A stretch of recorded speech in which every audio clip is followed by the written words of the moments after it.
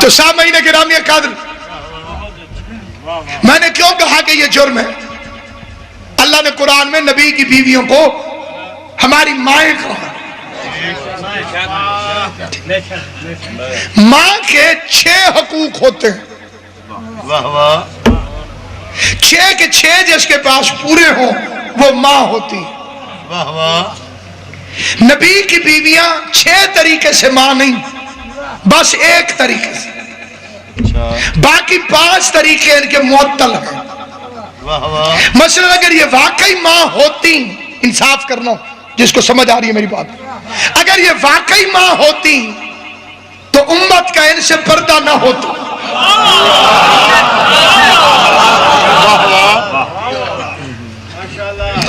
کیا ماں کا اولاد سے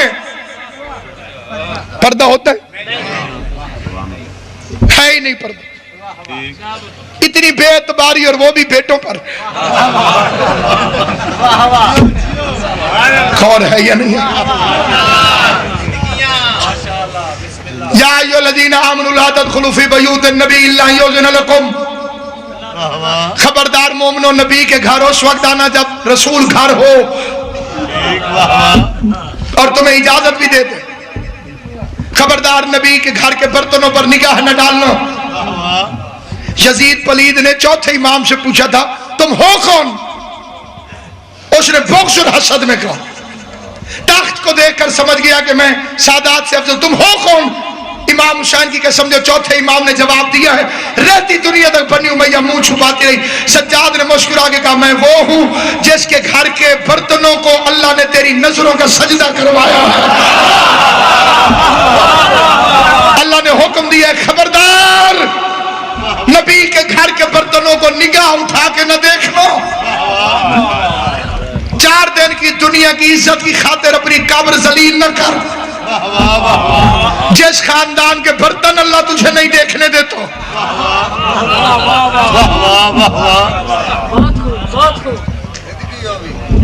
اور ہے برتن نہیں دیکھنے دیتا خدا۔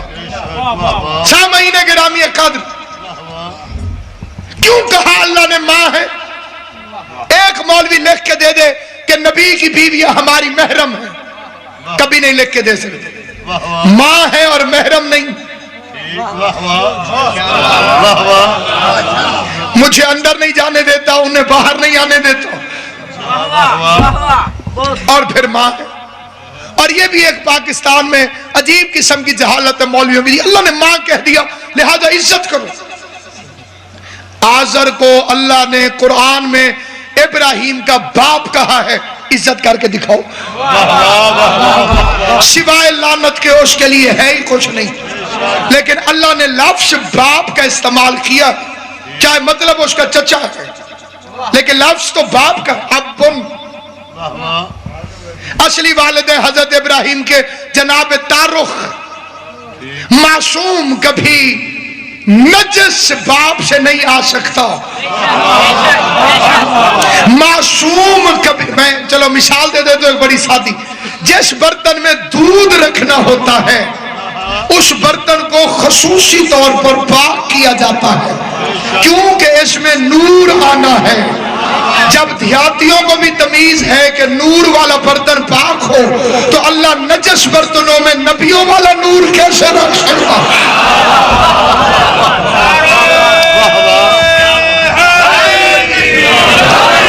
آنکھیں آجا یا علی خیر۔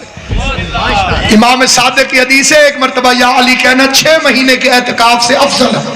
مل کے نعرہ حیدری۔ بس 6 مہینے گرامی قدر، رشتہ داری باعث عزت نہیں۔ کوئی کہے جی رشتہ داری کی وجہ سے عزت کرو، تو اللہ تو کردار خراب ہو تو بیٹے کی عزت نہیں کرنے دیتا۔ عزت ہے صرف اور صرف کردار کی۔ فرعون کی بیوی اچھی ہو عزت کرو، نوح کی بیوی اچھی نہ ہو لعنت بھیجو۔ اگر کسی کو منوانا چاہتے ہو تو اس کا کردار منواؤ۔ آپ رشتہ داری کی بات کرتے ہیں، آل محمد کی عزت کی قسم سب سے خطرناک رشتہ داری نبی کی بیویوں میں حضرت ام حبیبہ کی ہے۔ ابو سفیان کی بیٹی تھی، معاویہ کی بہن تھی، یزید کی پھوپھی تھی، لیکن شیعوں کا بچہ بھی اسے اٹھ اٹھ کے سلام کرتا ہے۔ رشتہ داری کی وجہ سے نہیں، یزید کی پھوپھی ہے اس لیے نہیں، معاویہ کی بہن ہے اس لیے نہیں، ابو سفیان کی بیٹی ہے اس لیے نہیں، ام الحکم جیسی ملونہ کے گھر رہتی ہے، ام الحکم جیسی ملونہ جس میں لعنت نہ کرو تو چھٹے امام نے فرمایا ہے دعا قبول نہیں ہو سکتی، ایسے ملعون گھر میں رہنے والی۔ لیکن اس کا کمال کیا ہے کہ جب فتح مکہ کے بعد ابو سفیان محمد مصطفیٰ کا سسر بن کے محمد کے گھر میں داخل ہوا اور سب سے اچھا بستر دیکھ کر محمد کے بستر پر ابو سفیان نے بیٹھنے کی کوشش کی، نہ ہوا میں تھا نہ خلا میں تھا، نہ کھڑا تھا نہ بیٹھا تھا، ابھی راستے میں تھا ابو سفیان کہ بجلی کی رفتار سے ام حبیبہ دوڑ کے قریب آئی اور محمد کے بستر کو یہ کہہ کے اپنے باپ کے نیچے سے کھینچ لیا کہ ناپاک پاک کی جگہ پر نہیں آتا۔ بسم اللہ مرشد ناپاک، بسم اللہ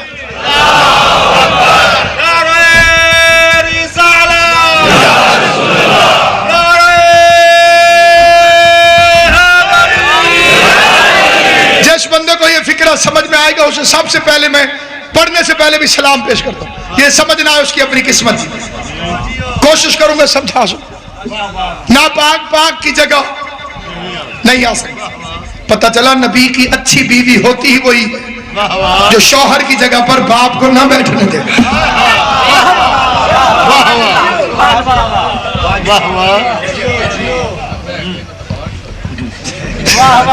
جو خود کمپین چلاتی پھر نجومیوں کے کہنے پر جنہوں نے کلمہ پڑھا۔ 6 مہینے کے نام یہ قدر کیوں کہا اللہ نے ماں ہے؟ صرف ایک وجہ سے، صرف ایک وجہ سے۔ میں فیصلہ کرواؤں گا بابا جی سے، مخدوم نزاکت شاہ صاحب سے، تجھ سے نہ رلنا چاہو تو پابندی کوئی نہیں جی۔ ہمارے ملتان کے علاقے میں ایک نجم شاہ جی بادشاہ جی ایک رواج ہے جی، اگر کسی بندے کو پوچھے میں تو فلاں جگہ پہ شادی کرنا چاہتا ہے تو اپنی صفائی اس طرح سے پیش کرتا ہے، اگر نہ کرنا چاہے تو، کرنا چاہے تو اور بات ہے، وہ قرآن پہ ہاتھ رکھ کے یا تسلی دینے کے لیے کہتا ہے وہ تو میری ماں ہے۔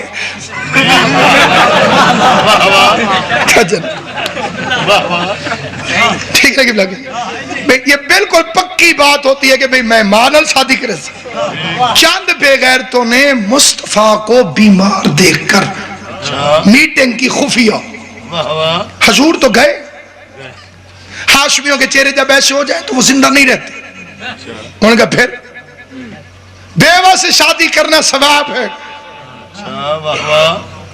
مجمع نے کہا ماشاءاللہ،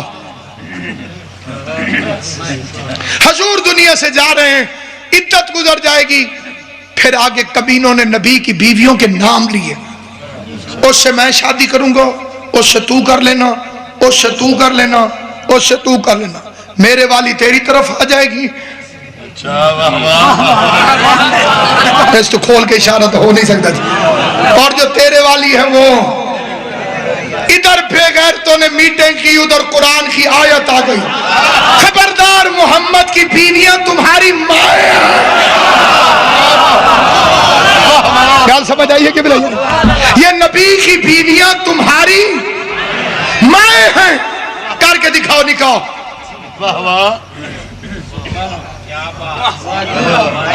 اب جو ملعون جن کے حصے میں لعنت اللہ نے لکھ دی،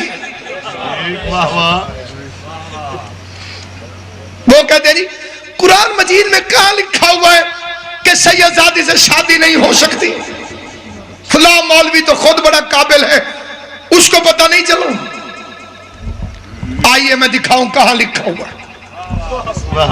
اللہ نے نبی کی بیویوں کو پھپھیاں نہیں کہا،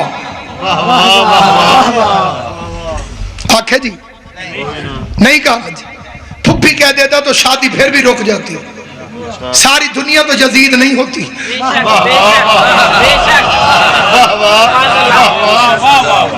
اللہ کہتے تھا نبی کی بیویاں تمہاری پھپھیاں ہیں. دوسری آیت میں کہہ دیتا نبی تمہارا پھپھا نہیں ہے. پھر بھی شادی رک جاتی. کہہ دیتا نبی کی بیویاں تمہاری ماسیاں ہیں. پھر بھی شادی رک جاتی. اللہ نے کیا فرمایا؟ نبی کی عقیدے میں منت نہیں ہوتی کہ ضرور بولو. جس کا مرضی دل کرے بے شک سار بالکل نیچے لے جائے. عقیدے میں وہی بولے گا جسے توفیق زہرا عطا فرمائے گی. زبردستی عقیدہ منوانا جاہلوں کا کام ہے. اس میں نہ منت ہے نہ غصہ ہے نہ زبردستی ہے. بات سمجھ میں آئے تو بول پڑنا, سمجھ نہ آئے تو اپنا عقیدہ آپ کو مبارک, میرا عقیدہ مجھے مبارک. فرمایا پھپھیاں نہیں ہیں, خالہ نہیں ہے, ماں ہے. ماں ہے. مالک رقوانی دی شادی ماں کیوں کہہ رہا ہے؟ عجب نہیں کہ جواب ہے. اگر میں کہہ دوں خالہ ہے تو خالہ سے شادی حرام ہے, خالہ کی بیٹی سے جائز ہے. اگر کہہ دوں پھپھی ہے تو پھپھی سے شادی حرام ہے, پھپھی کی بیٹی سے جائز ہے. اللہ نے کہا ماں ہے, ماں سے بھی حرام, ماں کی بیٹی سے بھی حرام. اور ہے